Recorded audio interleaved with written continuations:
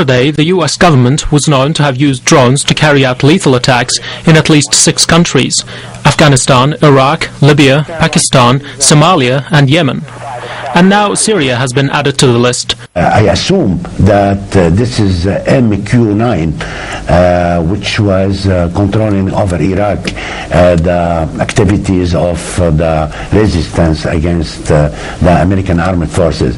The latest report on US drones flying over Syria comes against the backdrop of US efforts to get a UN resolution passed against Damascus, which in turn could pave the way for foreign military intervention in the country. Is a policy, and the idea that this is purely being done to enable possible future action against the Syrian government. So far, attempts by Washington and its allies against Syria have been foiled, as 2 veto-holding permanent members of the UN Security Council, China and Russia, say they're opposed to any unfair resolution against Syria.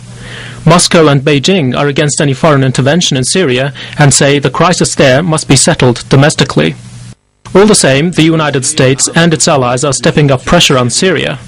Several pro-US Arab regimes such as Qatar and Saudi Arabia have already called for military intervention to topple the Syrian government and establish what they call a democratic rule. Saudi and Qatari rulers preach democracy overseas, while they're already under fire for violating basic human rights in their own countries.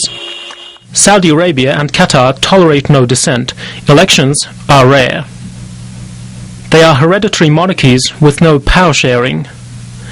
Emir of Qatar staged a coup against his own father in 1995.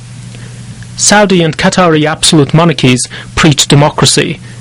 Saudi Arabia and Qatar are said to be behind violence in Iraq and Syria. Saudi Arabia has also deployed military troops to neighbouring Bahrain to crush peaceful anti-regime protests there. Scores have been killed in the brutal crackdown, which has drawn muted response from the Arab world and the so-called free world. Some analysts view Riyadh's and Doha's anti-Syrian stances as part of efforts to carry out US and Israeli plans in the Middle East. It's natural for Saudi Arabia and Qatar to try to implement the Israeli-American agenda against the resistance movements, Arab and Islamic resistance movements in the area.